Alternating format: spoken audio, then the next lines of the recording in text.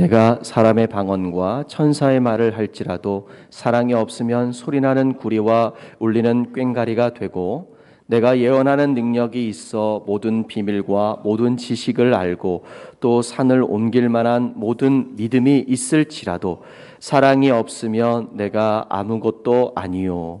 내가 내게 있는 모든 것으로 구제하고 또 내 몸을 불사르게 내줄지라도 사랑이 없으면 내게 아무 유익이 없느니라. 사랑은 오래 참고 사랑은 온유하며 시기하지 아니하며 사랑은 자랑하지 아니하며 교만하지 아니하며 무례히 행하지 아니하며 자기의 유익을 구하지 아니하며 성내지 아니하며 악한 것을 생각하지 아니하며 불의를 기뻐하지 아니하며 진리와 함께 기뻐하고 모든 것을 참으며 모든 것을 믿으며 모든 것을 바라며 모든 것을 견디느니라. 아멘. 할렐루야. 우리 서로 인사합시다. 주님의 이름으로 사랑합니다. 주님의 이름으로 축복합니다. 예, 이렇게 건강한 모습으로 다시 뵙게 되니까 하나님께 너무 감사드리고 반갑습니다. 요즘은 참 위태롭잖아요. 세상 속에서 위태로운데 이렇게 건강하게 일주일에 한 번씩 얼굴을 볼 수 있다는 건 감사한 것 같아요. 지금은 제 모교에도 교회 안에서 간염이 이루어진 건 아니지만 성도들이 몇몇 한 두어 분인가 간염이 돼가지고 장례식도 이렇게 같이 가서 식사도 하고 막 그래가지고 난리가 아닙니다. 그래서 저희 어머니도 이 같이 장례식에 갔다가 접촉자가 돼가지고 검사를 맡았는데 감사하게도 음성이 나왔는데 그래도 자가격리를 2주를 더 시키더라고요. 그러니까 2주 동안 지금도 격리 중이신데 아주 힘들어하시죠.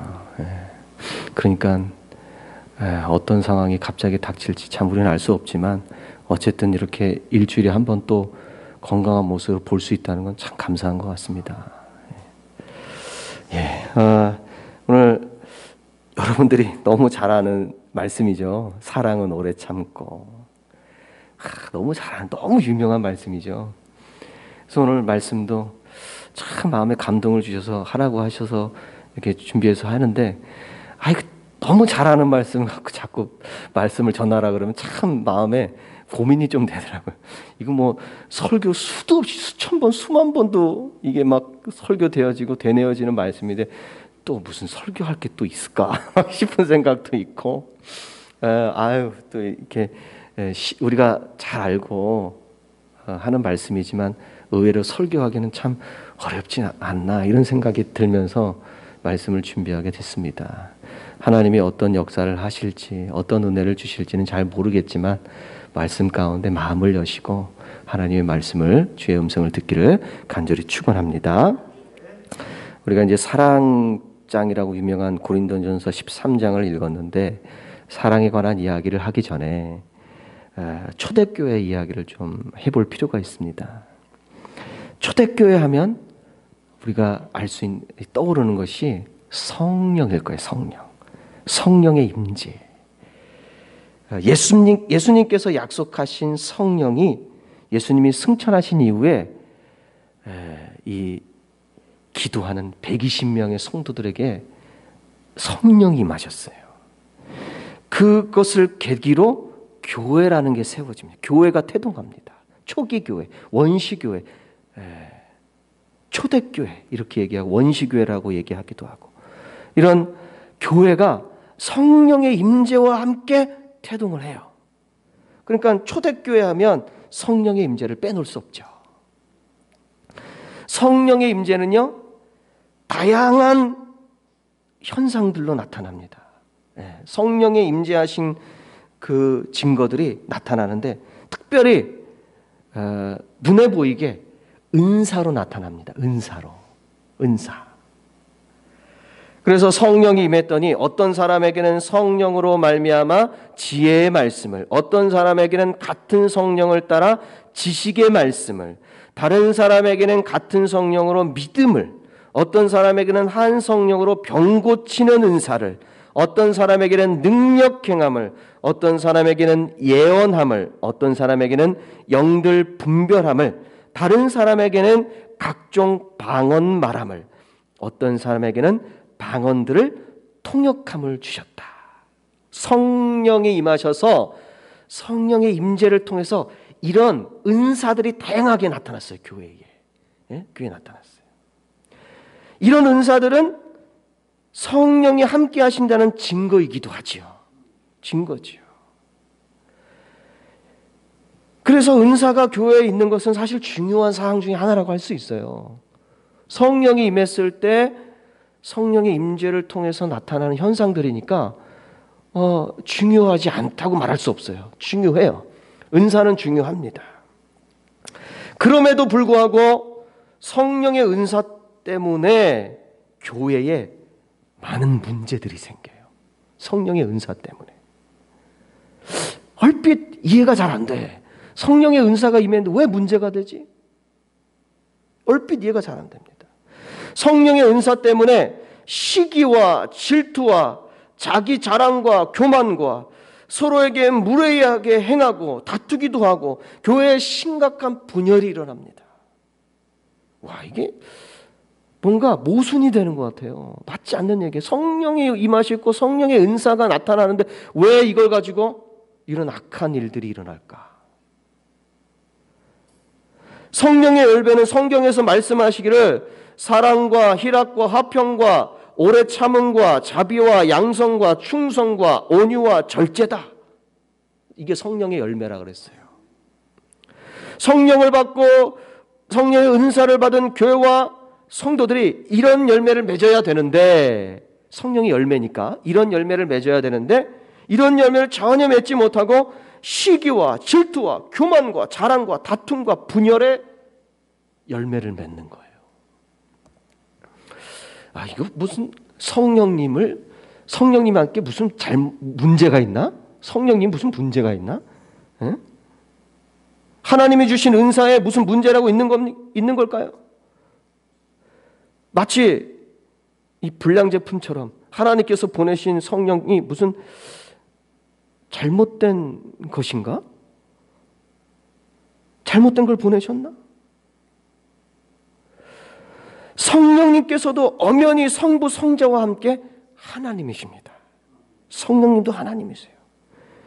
그런데 성령님이 하나님이신데 성령에게 문제가 있다 이럴 수 없잖아요. 그럴 수는 없죠.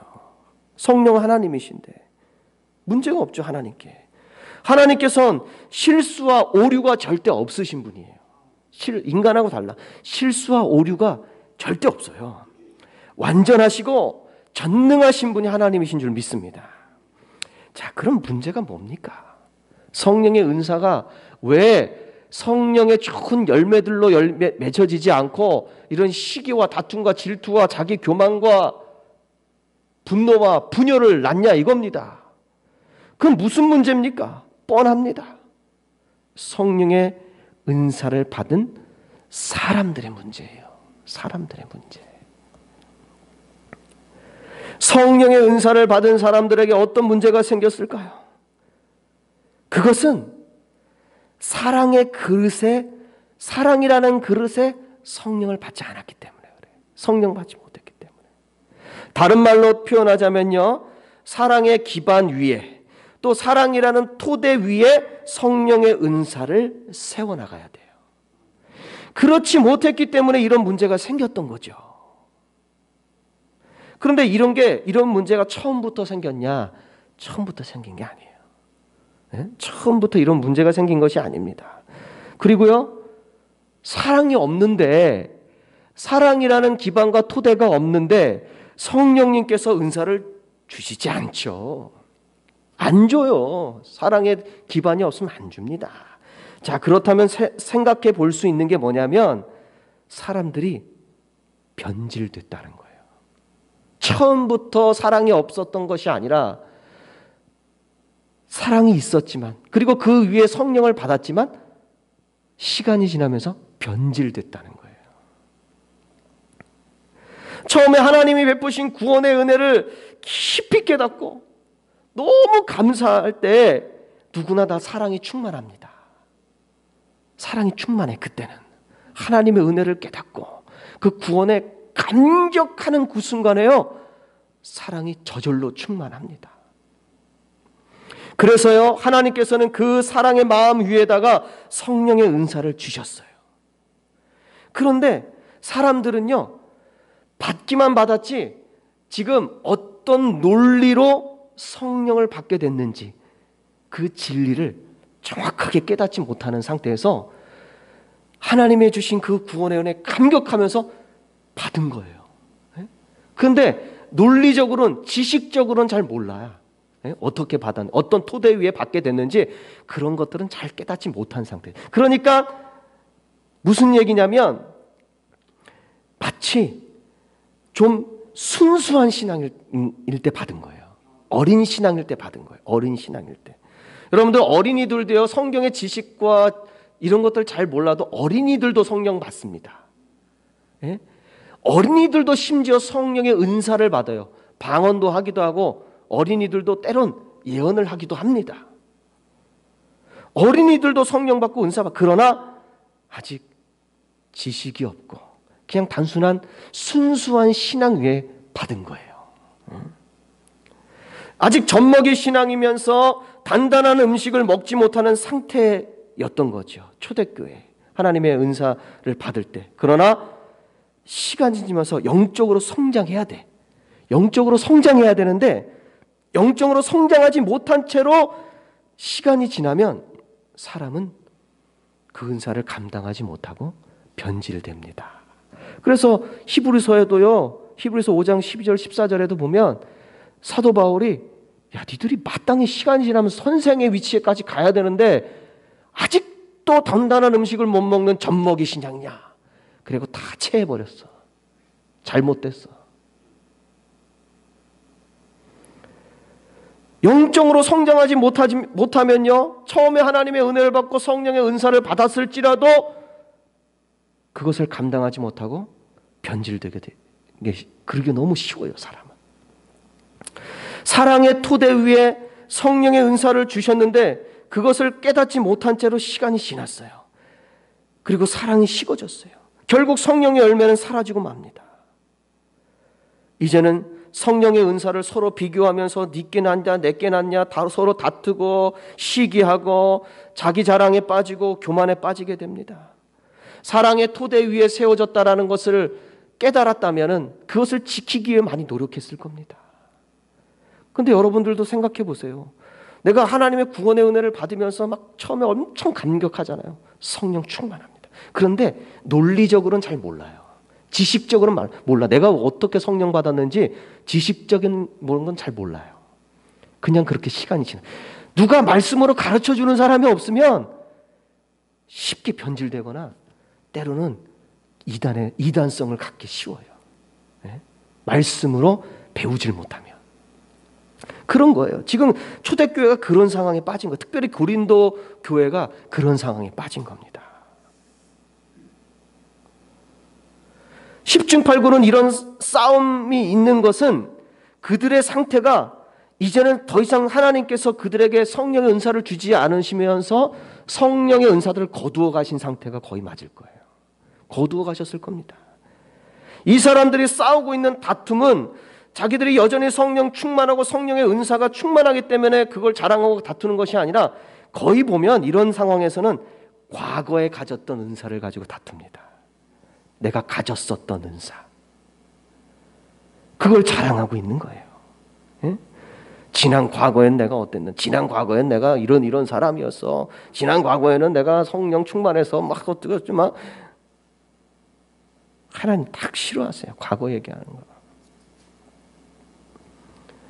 아니면 더 심각하게요. 더 심각하게 어떤 상황일 수 있냐면 성령의 은사가 마귀적 은사로 바뀐 경우도 있어요. 마귀적인 은사로. 네? 성령 충만했지만 사랑이 식어지면요, 성령을 거두어 가십니다. 그러나 그 빈자리에 누가 들어와요? 마귀가 들어오는 거예요. 그리고는 마귀의 능력으로 행하고 있음에도 불구하고 그것을 성령의 은사로 착각하는 지경에 이르게 됩니다.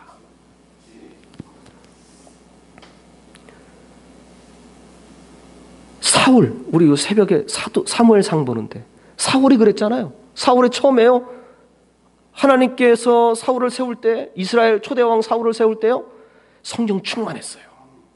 우리 말씀을 새벽에 읽어서 잘 아시겠지만 성령 충만했어. 초기에 겸손할 땐 성령의 은혜를 받고 지도자로서 아주 훌륭했어요. 그런데 한 2년쯤 지나니까 사람이 변질됐어요. 타락하고 욕심이 생기고 교만해집니다. 그러니까 성령의 은사를 거두고 사울에게 뭐가 들어갔는지 아세요? 우리 내일 이제 다음에 읽은 사무엘상 말씀이지만 악령이 들어갔다. 네, 악령이 들어갔대요. 악령이. 성령이 내게 임하였다가 하나님이 성령을 거두어 가시면 그 빈자리에 자칫 잘못하면 악령이 마귀 씌우기 쉽습니다. 그래서 고린도 교회는요, 필경은 과거에 가졌던 은사를 가지고 아직도 있는 것처럼 다투든지 아니면 마귀적 은사를 성령의 은사로 착각하고 다투고 자랑하고 있는 것일 수 있습니다. 그래서요, 사도 바울은요, 이런 사태에 이른 고린도 교회와 교우들에게 성령의 은사란 사랑이라는 토대 위에 받아야 되고 또 그 위에 세워져야 된다는 것을 가르쳐야 될 그런 책임을 느꼈어요. 가르쳐야 되겠다. 가르쳐야겠다. 그래서 오늘 고린도전서 13장의 말씀을 고린도 교우들에게 해주는 거예요.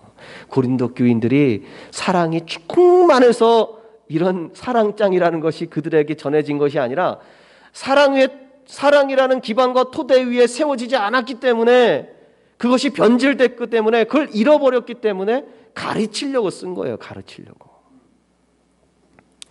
1절부터 3절까지요, 똑같은 단어, 똑같은 문장이 3번 들어갑니다. 그게 굉장히 중요하다는 얘기죠. 내가 사람의 방언과 천사의 말을 할지라도 사랑이 없으면 소리나는 구리와 울리는 꽹과리가 되고, 2절, 내가 예언하는 능력이 있어 모든 비밀과 모든 지식을 알고 또 산을 옮길 만한 모든 믿음이 있을지라도 사랑이 없으면 내가 아무것도 아니요. 3절, 내가 내게 있는 모든 것으로 구제하고 또 내 몸을 불사르게 내줄지라도 사랑이 없으면 내게 아무 유익이 없느니라. 뭐가 있어요? 똑같은 단어들이 3번 들어갔는데, 사랑이 없으면, 사랑이 없으면, 사랑이 없으면, 사랑이 없으면, 사랑이 없으면, 1절부터 3절에 3번이나 똑같은 문장이 들어갑니다. 그만큼 사랑의 토대와 기반 위에 세워지는 것이 중요하다는 걸 강조하고 있는 것이죠. 그러니까 고린도 교회에 이게 없다는 거예요. 사랑이 없다. 사랑이 없다. 자비를 베풀고요, 희생을 하는 것도 마찬가지예요. 사랑이 없으면, 사실 사랑이 없으면 자비심과 희생을 하지 않습니다. 자비를 베풀지도 희생을 베풀지도 않지만 설령 자비와 희생을 한다 할지라도요, 거칠해질 확률이 높아요. 거칠해. 그리고 시작은 했어도 금방 포기해버려. 사랑이 없으면. 자비와 희생. 혹은요, 더 심각하게는 이 자비와 희생을 자기 자랑과 자기를 스스로 높이는 수단으로만 사용합니다. 자기를 높이는 수단으로.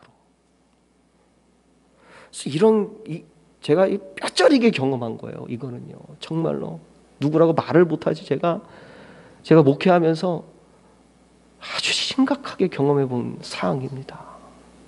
정말 이 많은 사람들 앞에 존경받는 그런 사람으로 알고 있었는데, 그 속내를 한 번에 들키니까 여지없이 무너지는데, 다 거칠해였고 자기 교만과 자기를 높이는 일들이었던 거예요. 아무리 잘해도 들키게 돼 있어요. 한 번은 들키게 돼 있어요. 그 마음이. 사도 바울은 이런 진리를 모른 채 이 지경까지 오게 된 이 고린도 교인들이 이 사실을 알기를 원했습니다. 사랑 위에 그들의 성령의 은사를 그들이 초기에 사랑 위에 성령의 은사를 받았음을 그들이 깨닫기를 원했어요. 또 언제든지 그것을 깨닫기만 한다면 회복할 수 있다는 희망을 주고 싶었어요. 하나님께서 성령의 은사를 주시는 이유가 뭡니까?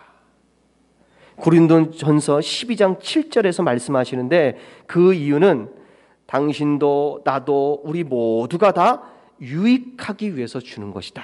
이렇게 밝히고 있습니다. 각 사람에게 성령을 나타내심은 유익하게 하려 하십니다. 유익하게 하려 하십니다. 그런데 사랑이 없으면 공동의 유익, 공동의 이익이라는 그 원래의 목적을 이루지 못한 채 악한 열매를 맺게 되는 것입니다. 사랑이 없으면 은사를 주시는 하나님의 목적을 잃어버리고 공동의 이익이라는 그 목적을 상실한 채 악한 열매를 맺지요. 그래서요, 그리스도인들의 공동체는요, 교회는 사랑이 바탕이 되어야 되는 줄 믿습니다. 절대적이에요. 절대적이에요. 사랑이 바탕이 돼야 돼요. 가끔씩이요, 가정에서 부부간에 다툴 때가 있어요. 저도 목사지만 마찬가지예요. 다툴 때 있습니다.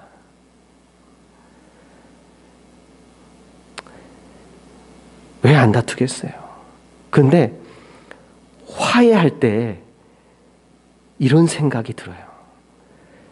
우리가 이 가정을 이루게 된 그 사랑이 생각이 나. 가정을 이루게 된 그 사랑. 그랬지. 맞아. 그런 사랑 외에 우리 가정이 이렇게 생겼지. 어려운 상황이 닥쳐도 그 사랑을 잊어서는 안 되지. 함께 이겨냈던, 극복했던, 어려운 것들을 많이 극복했던 지난 세월 속에서의 그 사랑, 잠시 잊었던 사랑을 다시 생각합니다. 그러면요, 마음이 누그러져요. 부드러워져요. 안타깝게도요, 순간의 고통은요, 순결한 우리의 사랑을 잊어버리게 만듭니다. 사랑하지 않는 것이 아닌데 사랑하지 않는 것처럼 우리 마음을 어둡게 만듭니다. 이거는 마귀가 참 좋아하는 수법이에요. 마귀 어떤 존재입니까? 성경에서 말씀하시기를 너희는 너희 아비 마귀에게서 났으니 너희 아비의 욕심대로 너희도 행하고자 하느니라. 그는 처음부터 살인한 자요 진리가 그 속에 없으므로 진리에 서지 못하고 거짓말할 때마다 제 것으로 말하나니 이는 그가 거짓말쟁이요 거짓의 아비가 되었음이니라. 마귀는 이런 존재인데 욕심으로 행하게 한다는 거예요. 욕심. 여러분은 욕심이 마음에 생기면 사랑이 사라집니다. 왜요? 내 욕심을 채우려면 다른 사람 생각할 게 어디 있어요? 사랑이 사라지죠. 진리가 없어요. 진리에 서지 못합니다.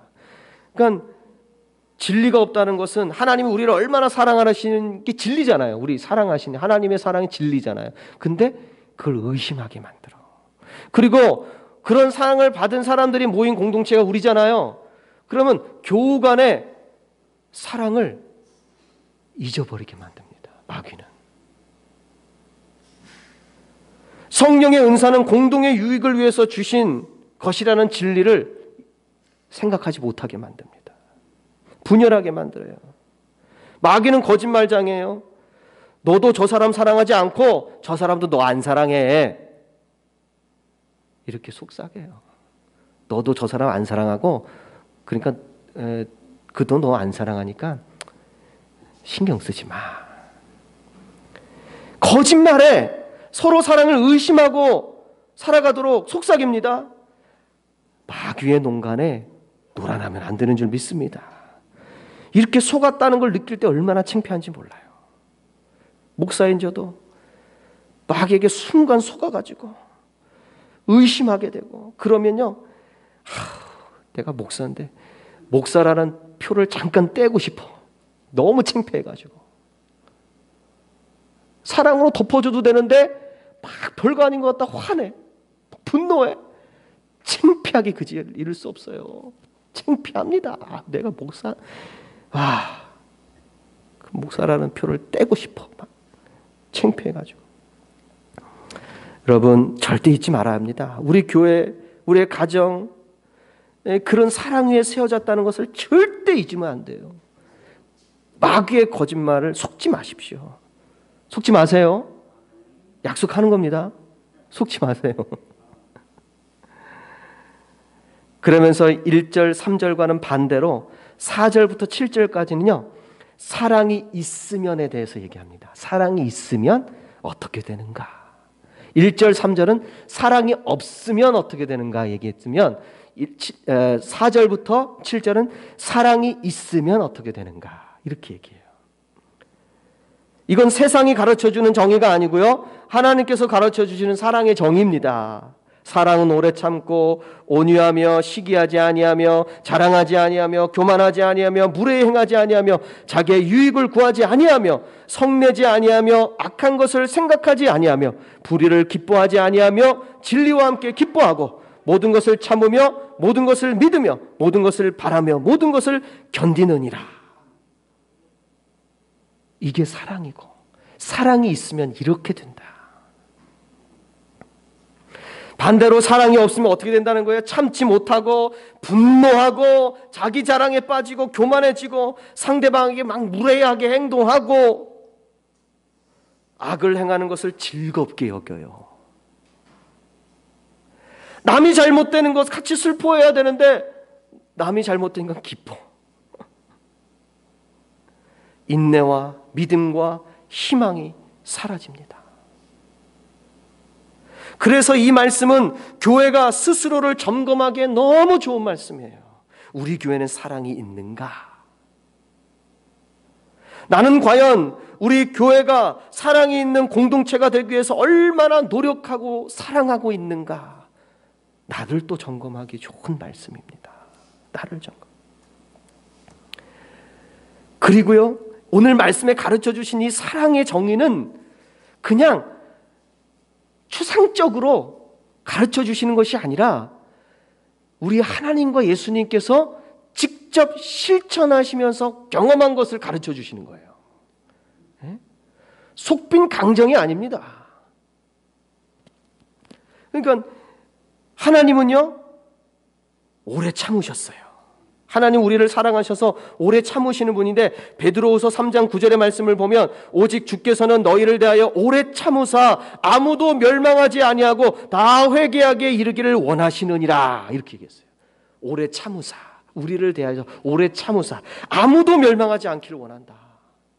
하나님이 오래 참으시지 않았다면 우리는 회개할 기회조차도 얻지 못했을 거예요.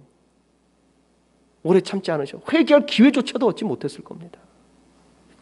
하나님의 오래 참으심 때문에 우리가 구원받았다는 사실을 절대 잊어서는 안 됩니다.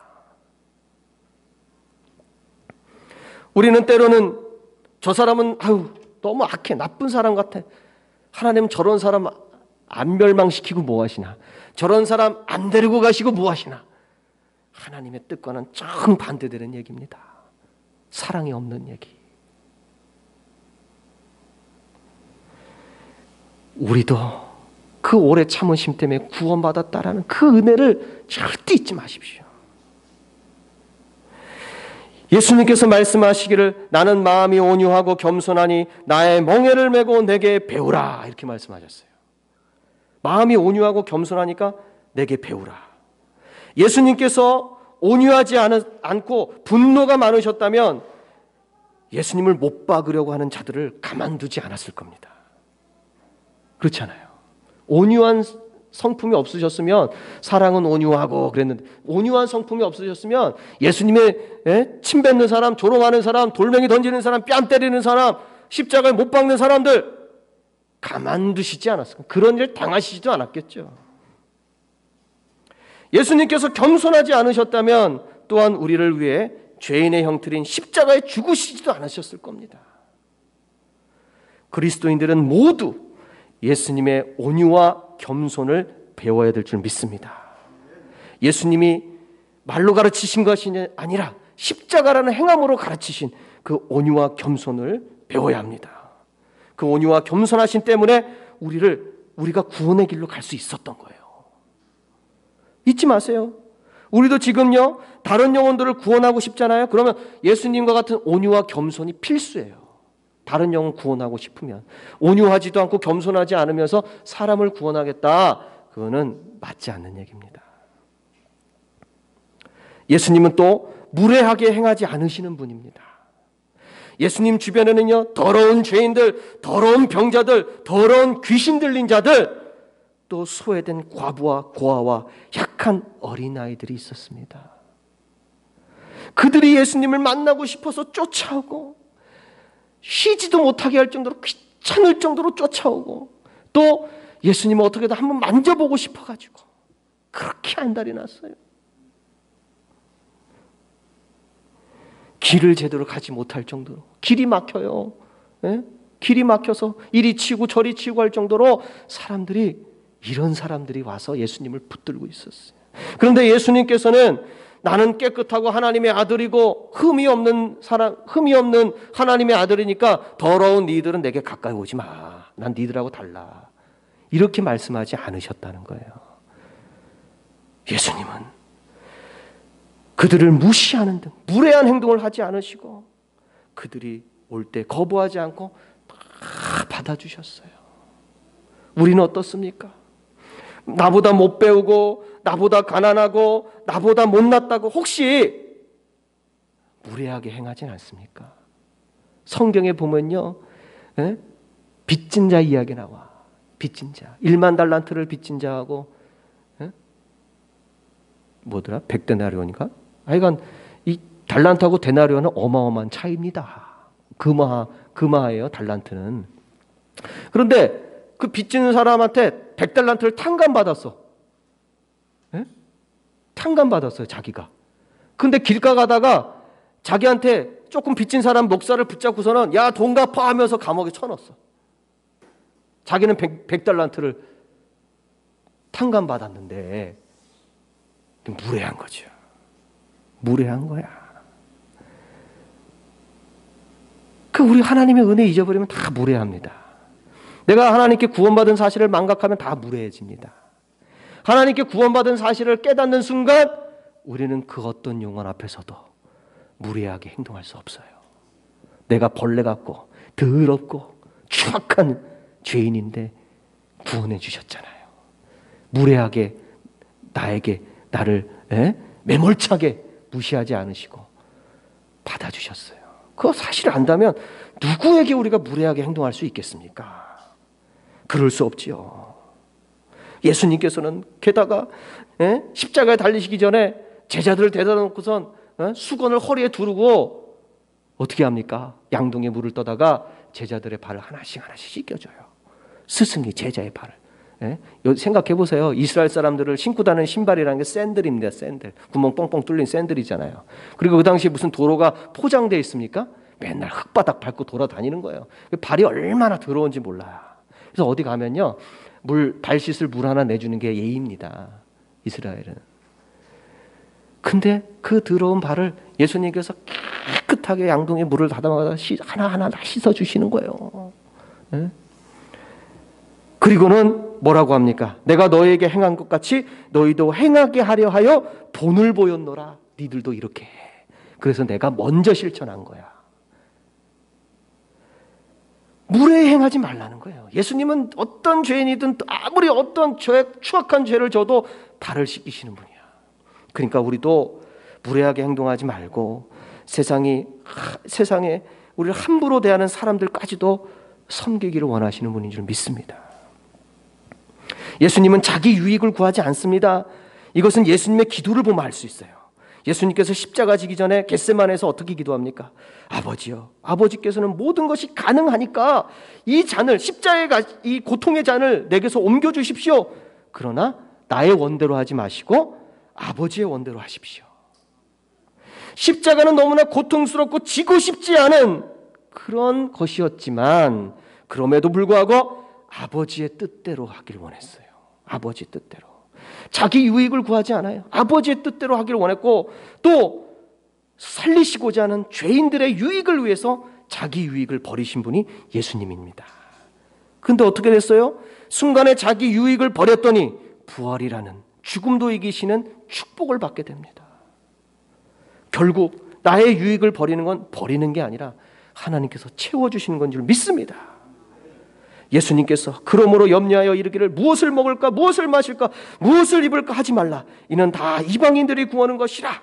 너희 하늘 아버지께서 이 모든 것이 너희에게 있어야 할 줄을 아시느니라. 그런즉 너희는 먼저 그의 나라와 그의 의를 구하라. 그리하면 이 모든 것을 너희에게 더하시리라. 그렇습니다. 우리가 먼저 하나님의 나라와 하나님의 의를 구하는 나의 유익이 아닌 하나님의 유익, 하나님 나라의 유익, 이 만인류의 구원의 유익을 구한다면 나머지 것들은 하나님이 다 아시고 채워주시는 줄 믿습니다. 성내지 아니하며 사랑은 성내지 않으며 설명할 필요가, 아까 온유 설명할 때 제가 다 설명드렸어요. 예수님이 분노와 차 있으시면은 우리의 구원은 이루어지지 않습니다. 설명할 필요가 없어요. 나머지 것들은. 예수님께서 악을 행한 적이 있습니까? 불의를 보면서 기뻐한 적이 있습니까? 진리와 함께 기뻐하시는 분이죠. 99마리의 양을 두고 71마리의 양을 찾아가는 그 주인의 양을 찾고 나서 한 마리 양 찾고 나서 어떻게 합니까? 그게 뭐라고? 그게 한 마리 양 찾은 게 뭐라고? 동네 사람들 다 초대해갖고 잔치를 벌입니다.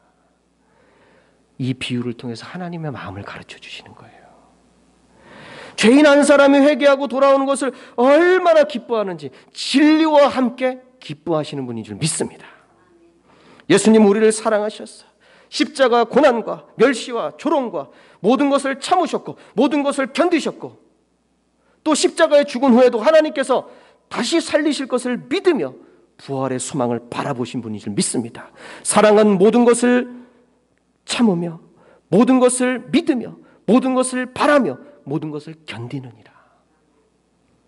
다 우리 하나님과 예수님께서 행하신 것을 가지고 그걸 토대로 사랑의 진리를 가르치시는 거예요.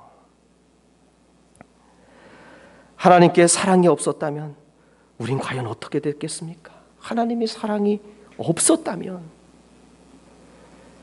고린도전서 13장 4절 7절에서 정의된 이 사랑이 하나님에게 있었기 때문에 예수님에게 있었기 때문에 우리가 구원이라는 유익을 얻은 줄 믿습니다. 교회는 세상에 구원이라는 유익을 주는 하나님의 도구입니다. 세상에 구원이라는 유익을 끼치는 하나님의 도구가 교회예요. 교회. 그런데 사랑이 없는 교회는 세상에 아무 유익이 될 수 없죠. 네? 소금이 맛을 잃으면 어떻게 됩니까? 버려지는 거예요. 그냥 열매 없는 가지는 어떻게 돼요? 버려지는 거예요. 그런 교회가 있어서는 안 될 것입니다. 그런 교회와 또한 성도들은 자기들에게 자기 유익을 구하고 그렇게 애쓰면 절대 하나님이 유익 주시지 않습니다. 우리 축복이란 말 좋아하죠. 축복. 너무 좋아합니다. 오늘 성경의 말씀에 나오는요, 이 유익이라는 단어를 축복으로 이해해도 돼요. 그렇게 말해도 되겠습니다. 우리가 사랑이 없으면요, 내 개인을 비롯해서 가정이든 교회든 자녀든 세상이든 아무 축복을 줄 수도 없고 받을 수도 없습니다. 절대 잊어버리면 안 돼요. 늘 사랑 가운데서 많은 축복을 서로 주고받는 그런 관계가 되길 원합니다. 교회도 축복받고 나도 축복받고 세상도 복받는 단 사랑이 있어야 된다. 그거 오늘 가르쳐 주시는데 잊지 않게 되기를 간절히 축원합니다. 기도하시겠습니다. 참으로 좋으신 하나님 아버지, 사랑이 없으면 우리는 구원받지 못했을 거예요. 아니, 반드시 구원 못 받습니다. 사랑이 있기 때문에 오래 참으시는, 온유하시고 겸손하시고 무례 행하지 않으시고 언제나 모든 것을 견디고 참고 바라보며 인내하시는 우리 하나님의 사랑이 있기 때문에 우리가 이런 축복을 누리며 사는 줄 믿습니다. 절대로 잊지 않게 해주시고 사랑 안에 살아갈 수 있도록 진리 가운데 서 있을 수 있도록 축복하여 주시옵소서. 예수님의 이름으로 기도하옵나이다. 아멘. 아멘.